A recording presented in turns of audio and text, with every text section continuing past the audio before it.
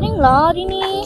Itulah, tengok cuaca macam elok juga tahu tak dekat UAP tu ada tempat kayak? Ya ke? Kau tak tahu ke? Tak. Kau ni dah duduk kat sini 3 sem, kau tak pernah lagi. Jadi apa kata kalau kita pergi berkayak? Aku rasa tu idea yang bagus. Jom! Hai semua, hari ni saya nak cerita sikit tentang kayak. Korang tahu tak apa itu kayak? Satu aktiviti sukan air yang makin popular sekarang ni. Kalau korang pernah nampak orang duduk dalam bot panjang, sempit sambil kayuh dengan dayung dua belah, itulah kayak. Asal-usul kayak ni sebenarnya daripada orang Inuit. Dulu mereka gunakan memburu ikan dan haiwan laut. Tapi sekarang kayak dah menjadi aktiviti santai dan sukan yang paling best. Boleh buat dekat tasik, sungai ataupun laut. Sekarang jom kita tengok jenis-jenis alatannya. Jom! Yang pertama adalah jaket keselamatan. Jaket keselamatan ni kalau kita tenggelam, tak adalah kita semua tenggelam. Dia at least terapunkan sikit badan kita. Yang seterusnya, jom. Apa ni? Tinggi daripada saya lah. Inilah mendayu. Kalau korang naik kayak tu, kalau tak ada benda ni, tak bergerak lah korang. Cara pegang dia, tangan mestilah selari dengan bahu. Macam ni. Okay, kiri, kanan, macam tu. Yang seterusnya adalah yang paling penting sekali. Kalau tak ada benda ni, memang tak kayak lah kita. Iaitu ialah bot kayak. Bot kayak ni macam mana? Jom kita tengok.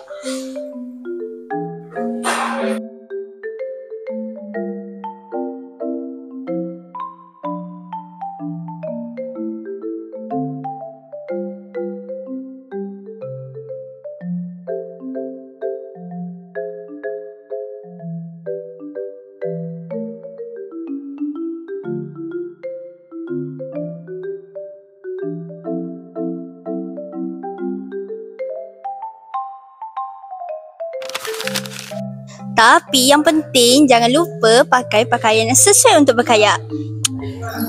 Okay, seterusnya saya akan menerangkan tentang anatomi kayak, iaitu bahagian-bahagian utama pada kayak yang digunakan dalam sukan air. Yang pertama, badan kayak. Badan kayak berfungsi untuk memastikan kayak terapung di atas air dan bergerak dengan stabil. Seterusnya, bahagian atas kayak. Bahagian ini pula membantu untuk mengurangkan air dan melindungi kayak daripada dimasuki air. Kayak juga mempunyai tempat letak kaki. Bahagian ini penting untuk membantu pendayung menolak dan mengekalkan keseimbangan semasa mendayung. Selain itu, terdapat dayung yang digunakan untuk bergerak ke hadapan dan ke belakang, mengawal pergerakan di atas air.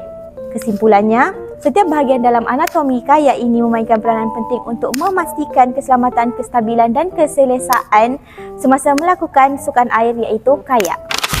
Baiklah semua, terdapat 3 jenis kayak yang ada, iaitu yang pertama, slalom, modesta dan autosport. Yang pertama, kayak creekboard. Kayak creekboard ialah kayak yang sesuai untuk mereka yang baru mencuburi sukan kayak. Kayak ini direka untuk memberikan kestabilan yang tinggi dan sangat mudah untuk dikendalikan. Oleh itu, ia merupakan pilihan terbaik bagi pemula yang ingin belajar asas-asas berkayak. Yang kedua, kayak sea. Kayak ini digunakan untuk aktiviti di laut dan mempunyai kuasa untuk mengharungi ombak dan jarak jauh. Ia turut mempunyai ruang bebas air yang digunakan untuk menyimpan barang semasa aktiviti berkayak. Di bahagian belakang kayak ini juga terdapat alat kemudi yang membantu dalam mengawal arah dengan lebih stabil. Yang ketiga, kayak sit on top. Kayak jenis ini bergerak agak perlahan dan sukar dikemudikan berbanding kayak lain. Ia juga sukar digunakan untuk melakukan kemahiran atau teknik berguling. Namun begitu, kelebihannya ialah kayak ini tidak akan bertakung air di dalamnya kerana ia direka dengan lubang-lubang saliran, menjadikannya sangat sesuai untuk rekreasi santai. Yang keempat, kayak inflatable. Akhir sekali ialah kayak inflatable. Kayak ini diperbuat daripada gabungan getah dan fiber, menjadikannya lebih ringan dan mudah dibawa. Ia mempunyai daya apungan yang sangat tinggi, jadi ia sangat stabil di atas air. Sebelum digunakan, kayak ini perlu dipam angin terlebih dahulu kerana struktur utamanya adalah berasaskan udara. Korang dah tahu teknik asas berkayak? Tak tahu? Jom kita belajar. Kejap. Pertama, cara memasuki kayak melalui jeti. Cara memasuki kayak ialah dengan merendahkan graviti, iaitu memasukkan kaki dahulu, barulah diikuti dengan punggung. Pastikan tangan menahan pada dek ataupun jeti, barulah diikuti dengan pendayung. Dah masuk, keluar. Jom ke jeti. Cara keluar kayak pula ialah dengan menahan tangan pada dek ataupun jeti, diikuti dengan punggung dengan kaki menahan pada kayak bagi mengelakkan kayak di bawah arus. Jadi, sekarang saya akan menerangkan beberapa teknik asas berkayak yang penting untuk pendayung. Yang pertama ialah forward stroke. Forward stroke biasanya digunakan untuk bergerak ke hadapan.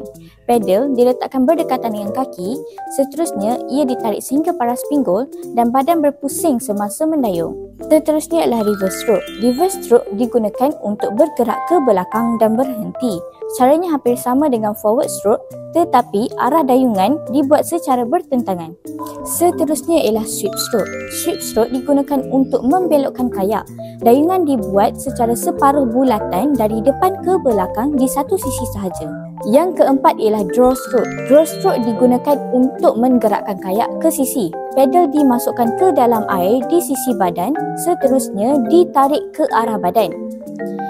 Yang kelima ialah low angle stroke. Low angle stroke digunakan untuk pendayung baru kerana ia lebih stabil, jimat tenaga dan sesuai untuk aktiviti berkayak rekreasi. Okey, sekarang kita akan bercakap cara untuk mengangkat kayak dengan betul, iaitu kita ada 3. Okey, baik. Yang pertama ialah teknik pikulan bahu solo. Hal ini digunakan untuk orang yang suka berkayak secara solo sahaja. Okey, baik. Macam mana nak mengangkat kayak secara solo? Pertama, letakkan kokpit di bawah bahu yang dominan. Tangan yang dominan pula memegang kokpit di bahagian tengah. Manakala tangan yang belah sini pula merupakan tangan yang memegang pendayung. Sebab apa kita kena selaras? Sebab untuk meningkatkan keseimbangan antara kokpit dan juga pendayung. Yang kedua pula ialah merupakan teknik pikulan bahu berkumpulan, di mana kayak yang digunakan ni merupakan G9 lebih berat daripada yang solo tadi. Jadi diperlukan kerjasama antara 2 orang. Jadi macam mana nak bawa kayak berikut? Kayak tersebut mestilah bahagian bow dan juga bahagian stern dilakukan berada di bahagian hujung. Jadi pemegang mestilah berada di bahagian hujung kayak dan diletakkan di bawah sini, seperti kita mengelak bahan-bahan. Jadi disebabkan itulah dia dinamakan sebagai pengelak. Kita kan dah. Okey, jap.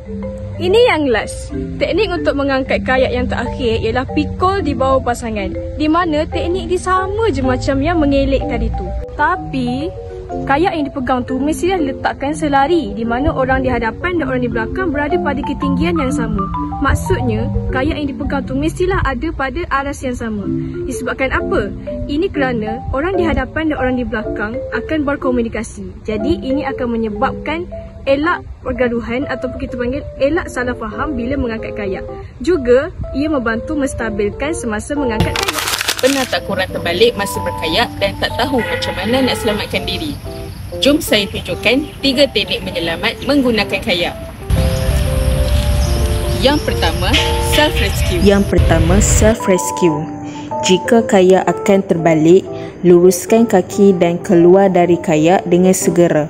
Dalam situasi ini, cuba capai mana-mana dari bahagian kayak.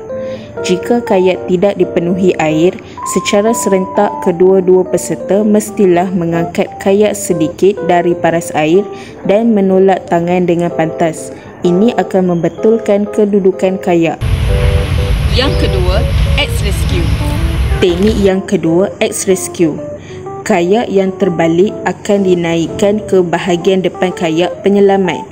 Bowman dan sternman akan saling bersama membuang air dari dalam kayak dengan cara meninggi dan merendahkan hujung kayak seperti papan jongkang-jongkit.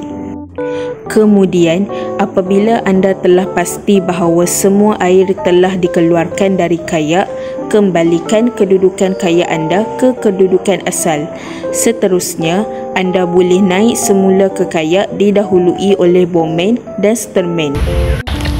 Yang ketiga, hash rescue. Teknik yang ketiga ialah hash rescue. Kaedah ini boleh dilakukan jika terdapat dua atau lebih kayak penyelamat dalam satu masa. Kedua-dua kayak penyelamat akan berada di sisi kayak yang terbalik seolah-olah membuat huruf H. Bowman pada kedua-dua kayak penyelamat akan memegang hujung kayak yang terbalik itu dan seterusnya membalikkan semula kayak itu sambil mengeluarkan airnya. Sterman akan membantu dalam mengimbangkan kayak. Jika ramai, mereka akan membuat rafting di sebelah kiri dan kanan.